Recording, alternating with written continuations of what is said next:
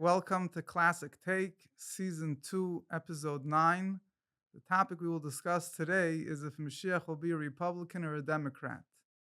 Many people, when they think about leaders or Moshiach or anybody else, they put them in a box, in a framework that they're used to. If the person will have this type of opinion, this type of agenda. So we'll discuss today if Moshiach will be a Republican or a Democrat. I'll start with a story the previous Rebbe relates in a letter.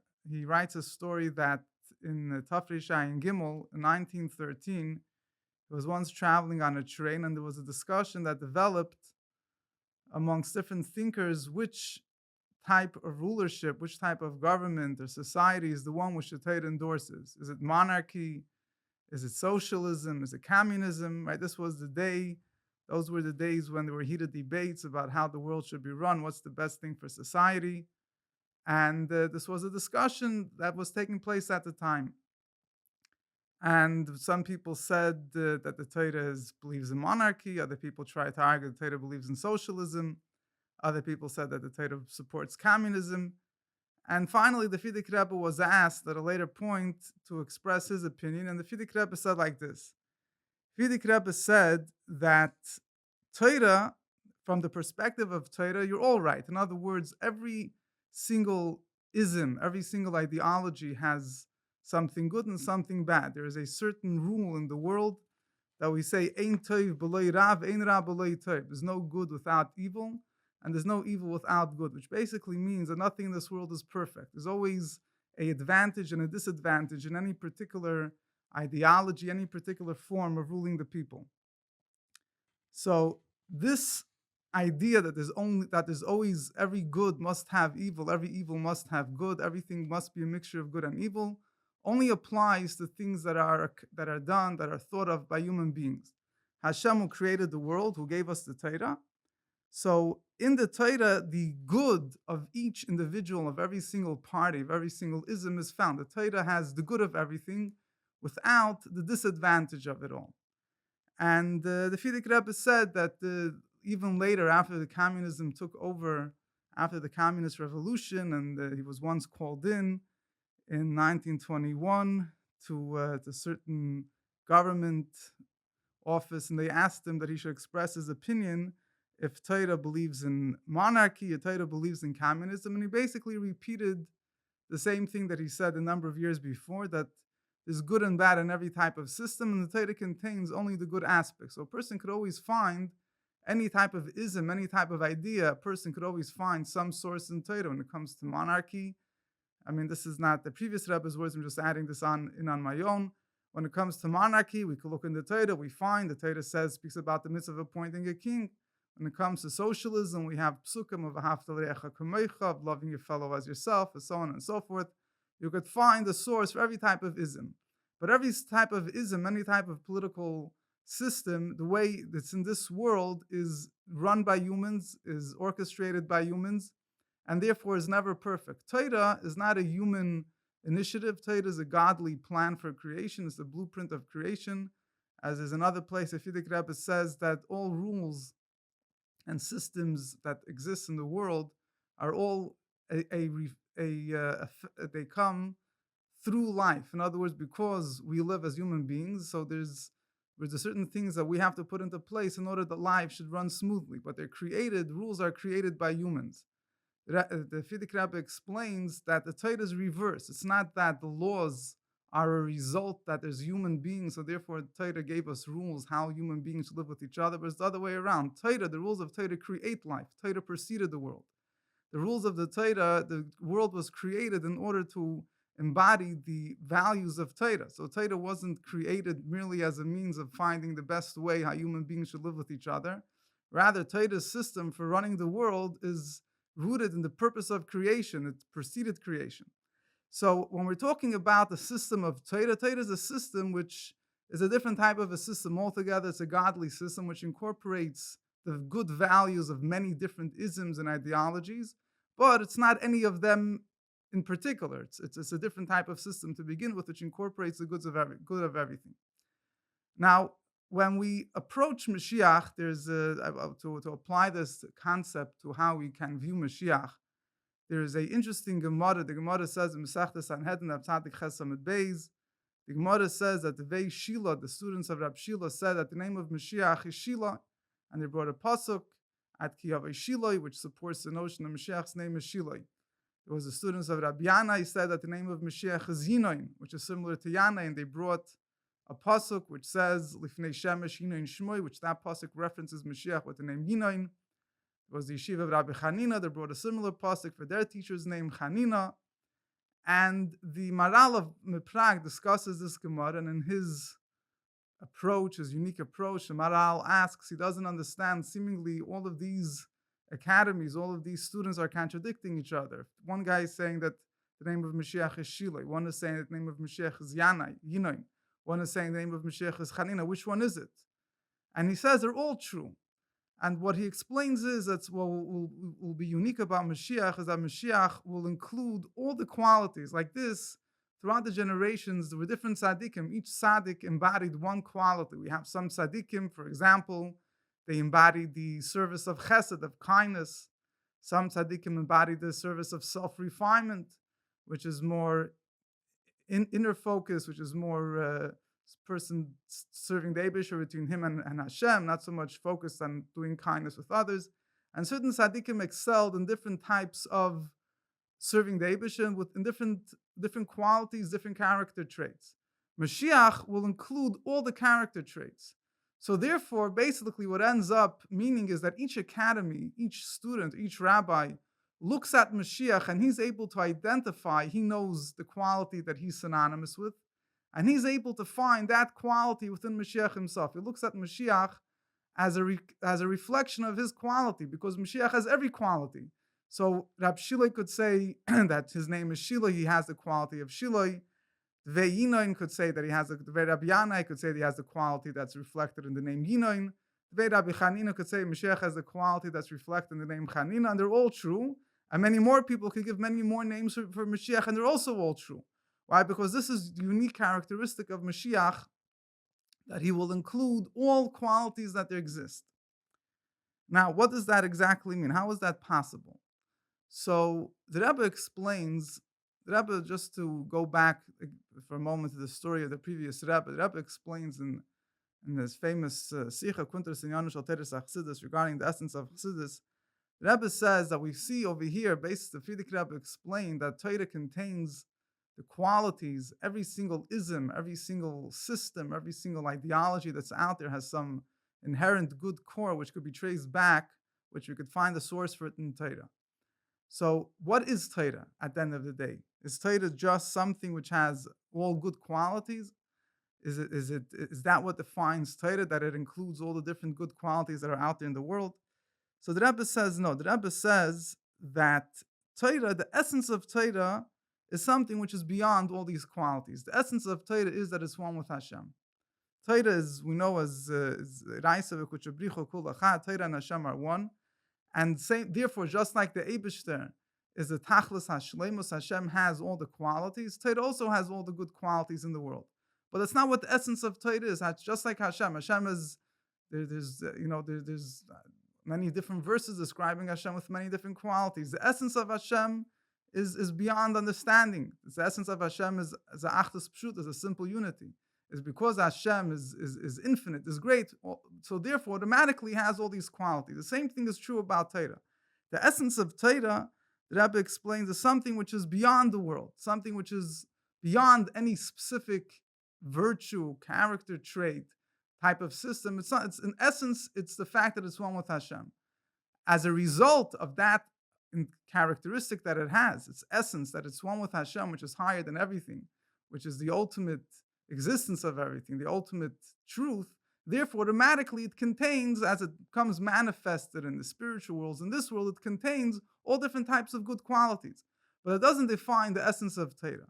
The same thing is when it comes to Mashiach, the essence of Mashiach really, as is explained in Chassidus, the essence of Mashiach is what we call with the term Yechida. Yechida is that part of the soul which is completely one with Hashem. It transcends any specific definition. There's other lower levels of the soul that, as in Kabbalistic and Chassidic sources explain at length. There's Nefesh, Ruach, and Neshama. There's emotions, there's intellect, there's will, there's different levels of the soul. The essence of the soul is beyond any definition. What's the essence of the soul? The fact that it's at its core, it's one with God, it's one with Hashem. Because of that level of Yechidah, because of that supernal, sublime, so to say, simplistic level of the soul that it's one with Hashem, that is the source that later leads to all the other virtues and advantages that the soul has, that it expresses itself in many different ways. So what is the essence of Mashiach? The essence of Mashiach is, as the Pasuk says, V'nochal av ruach Hashem. Mashiach will be one, a person, a human being, but he will be a human being that will become so connected with Hashem that he will be able to become a receptacle for all these qualities. Why is that? Because at his core, he will reach a point of complete unity with Hashem. And therefore, as an automatic result, at that level of Yechidah, that level of complete unity with Hashem, just like in every single soul, there's the level of Yechidah, that inherent bond with Hashem that surpasses any specific expression, any specific character trait, any specific definition. The same thing is in the Jewish people as a whole. Mashiach is the Yechidah HaKlalis. It's the general overall level of Yechidah that encompasses the Yechidah of all individual souls of the Jewish people. Therefore, Mashiach will automatically, his essence is beyond understanding. The essence of Mashiach, the essence of the soul of Mashiach is beyond understanding. It's beyond definition. But because it's that level of Yechidah, therefore, as it becomes manifest and expresses itself in this world, it expresses itself in a rainbow of infinite types of values and amazing character traits, etc. Now, we could understand this a little bit more. There's an interesting pasuk regarding Mashiach, which is discussed at length in both in the Abar B'Neil and the previous Rebbe has a talk about this. The pasuk speaks about Mashiach, and the pasuk describes in Yeshayahu Yud Aleph, Isaiah chapter 11 speaks about Mashiach. The pasuk says, "V'nochal av ruach Hashem," the spirit of Hashem will rest upon him. Ruach chachma ubina, a spirit of wisdom and understanding. Ruach eitzu gevura, a spirit of counsel and strength. Ruach das viras Hashem, a spirit of knowledge and the fear of Hashem. Now, the Barbanel explains that if we look closely at these different qualities that the verse is describing, really, we hardly ever found in history many people that had each individual quality. But to find somebody that had a blend of all these qualities together, we don't find throughout history. And he explains, he says it's technically very hard to find somebody that has all these traits. And he explains why. He says that sometimes you have people that are very good at discovering different things, coming up with different ideas, figuring out different innovations. But these people usually lack a certain practical, tactical way of thinking. They're very good in coming up with good ideas, innovations, inventions. But ultimately, when such a person, or somebody could be very an abstract thinker, but that person at the same time should be able to deal with a very practical, tactical situation and use what we call common sense, street smart, being able to know how to deal with the situation and in a very practical level. Usually the two don't go together. Similarly, he says there's 8 cents. So the way he explains it is that there's, in the Rebbe, the previous Rebbe says similar points. Chochma and Bina, wisdom and understanding are very different. Wisdom, as Chassidus explains, refers to that point of the brain which is good at innovating things, coming up with new ideas. Bina reflects a completely different type of thinking. It's very thought out, very detailed, very articulated, everything has to be figured out to the last detail. It's a different type of a brain, if you would call it. So there are people that are sometimes good at both, but they're two very different types of thinking. Furthermore, the pasuk continues and says there's Eitzah and Gevura. There's counsel and there's strength. So, which means that you have this person is very good at giving advice, and at the same time, he's also very strong. He's capable and able of carrying out the ideas and the advice that he believes in. So he says it's very hard to find. Usually you have somebody that's a very thought out person. He's not usually the one that has a physical strength or the emotional stamina, whatever you want to call it, to carry it out and to go out there in the front lines and to carry it out. He will sit in his office, he will do the strategy, but he's not going to be on the front lines. And if you think about it also, as the Frierdiker Rebbe explains, Eitzah and Gevura, counsel and strength, are really two different ways of dealing with things. Counsel means to try to figure out a way of Eitzah. Counsel means to try to figure out an intellectual way how to navigate the situation. Gevura, strength, is a very different quality. Strength means that you're not so much interested in dealing with trying to navigate or trying to resolve it peacefully, but rather you're coming with a force, with a takeoff, with a strength, with a pride, with a strong conviction, and you're just going to move mountains. You're not going to, you're going to do what you believe in because that's what's right. That's very different than Eitzah, when somebody's looking for advice or counsel, which usually implies that he's looking for some intellectual, balanced way of how to navigate his way through it without coming across as being very forceful. The final clause in this verse, Ruach Das Viras Hashem, a spirit of knowledge and fear of Hashem. So he says they're also very opposite. And the way that Abarbanel puts it, people that are very smart often lack a certain sense of fear of Hashem. They might be very good people, very well educated, but usually the simple, sincere, feeling of obedience, of acceptance of Hashem's will is lacking by people that have das, that have knowledge.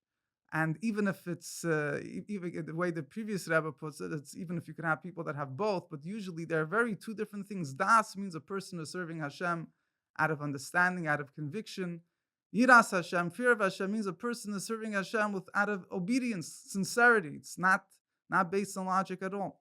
So the question is, so first of all, the Abarbanel says over here by Moshiach will have all these different qualities, and there'll be a perfect blend. There was throughout history, I don't know, maybe there was never such a person, but it was very hard to find a person that had all these things. He both was able to be very good at coming up with new ideas. At the same time, was able to be extremely street smart. He's able to give counsel and fight at the front lines, be extremely smart academically, and at the same time be completely a man of faith, somebody that has complete obedience to the will of Hashem in a way that transcends his faith. So this is a unique set of character traits that Mashiach will have, which is that which we don't find by anyone else.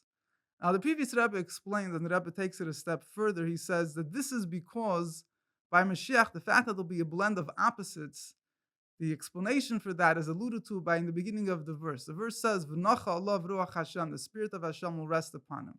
The spirit of Hashem, as I mentioned before, the essence of Hashem transcends everything. When Mashiach will be that servant of Hashem, that tzaddik that completely nullifies his will to Hashem, that reaches the level of yichida, the complete unity with Hashem, which will therefore merit that the spirit of Hashem will rest upon him. At that level, all these opposites come together. There's no contradiction. The same way Hashem himself, Hashem also contains all the different qualities that could exist, and obviously by Hashem, these characters are not opposites of each other. By human beings, we are limited. So we could only, if a person excels in one type of quality, a person is good at this, he's usually not able simultaneously to be good in something else. But by Hashem, who is Bligvul, he's infinite, you have all these qualities could coexist and they all complement each other. So similarly, by Mashiach, the essence of Mashiach, the essence of his connection to Hashem, his real quality is that he will be a regular human being of flesh and blood, but he will merit v'nochal av ruach Hashem. He will merit through his divine service, through his complete commitment to Hashem, that the spirit of Hashem will rest upon him, and therefore he will be able to have all these qualities. Not only these qualities won't contradict each other, they will complement each other. Opposite qualities which by human beings are usually opposite, by him will be completely combined into one. And this also is how Mashiach will affect the world. The pasuk says, "V'nochal av ruach Hashem," that the spirit of Hashem will rest upon him.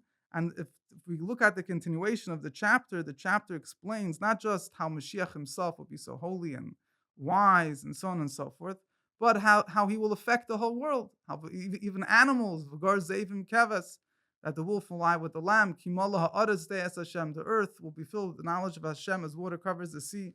So how will Mashiach do this? So he says how Mashiach is fusing opposites both within himself and both at the world at large. The answer to all this is v'nochal av ruach Hashem. By Hashem, there's no opposites. There's no difference between spiritual and the physical. There's no difference between revealing godliness in the brain and revealing godliness in the heart, between affecting human beings and affecting animals. The Maila and the Mata, the higher and the lower levels of creation by Hashem, are all united. So since by Mashiach he will merit the revelation of V'nachal of Ruach Hashem, and we will see by Mashiach all these qualities, they won't be individual, which not just that by Mashiach you'll see that he's smart, he's wise. You will see how all these qualities are rooted in their source, in the fact that it's being expressed in Mashiach because he's completely united with Hashem. Therefore, these qualities will be able to become united as one, and these qualities will also be able to affect the lowest parts of creation, even animals and even inanimate, the earth itself, the physical earth, because by Mashiach having the combination of these qualities, he'll be able to affect the whole world and reveal within the whole world that the world also is inherently one with Hashem. And this is what the world, Kimol ha'aretz de'as Hashem, the world will be filled with the knowledge, with the awareness, which is not just knowledge and awareness as academic knowledge, but das, as Alter Rebbe explains in Tanya, comes from the word attachment, connection. The world will become revealed how the world inherently is one with Hashem, and this will be a result of Mashiach's the ability to reach the level of V'nachal of Ruach Hashem. And so therefore, practically, will Mashiach be a Republican or a Democrat? I don't think he'll be either of them, but definitely any advantage that any of these parties have, Mashiach will be able to, Mashiach will have. And the main thing is that by each of us, we should try to reach within ourselves, within our own small Mashiach, our spark of Mashiach, that part of us that's completely one with Hashem.